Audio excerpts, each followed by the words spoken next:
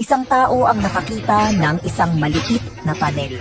Dahil sa kanyang pag-usisa, pinasok niya ito kahit na makipot at madilim. Habang siya ay naglalakad, ramdam niya ang malamig na hangin at naririnig ang tunog ng kanyang mga yabag.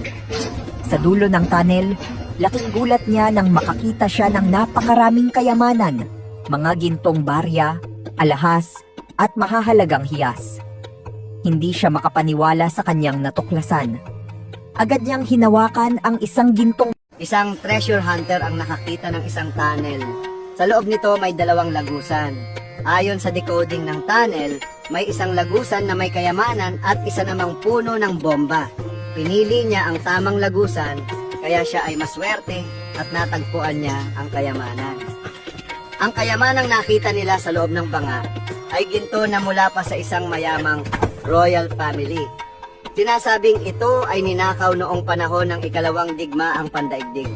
Nang maraming mahahalagang ari-arian ang ninakaw o itinago upang maiwasan ang pagkumpiska ng mga mananakop. Isang treasure hunter ang nakatagpo ng maraming lagusan sa isang lumang yungib.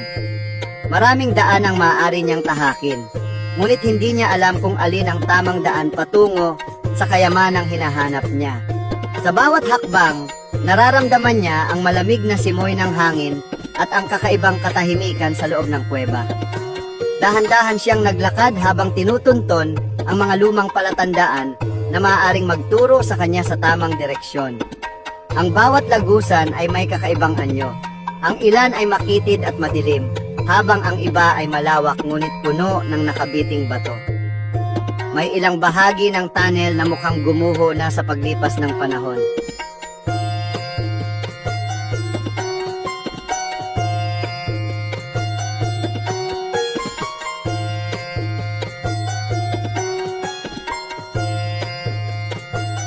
Isang treasure hunter ang nakapasok sa isang tunnel. Ayon sa paglalarawan ng tunnel, sa dulo nito ay nakabaon ang kayamanang mula sa isang mayamang bansa. Ayon sa kasaysayan, ang kayamanang ito ay pag-aari ng isang makapangyarihang kaharian na lumago noong sinaunang panahon.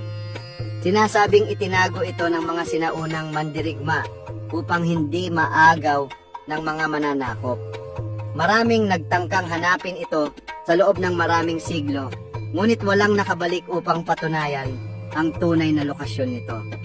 Ngayon ang treasure hunter na ito ay may pagkakataong matuklasan ang isang bahagi ng kasaysayan na matagal nang binalot ng misteryo.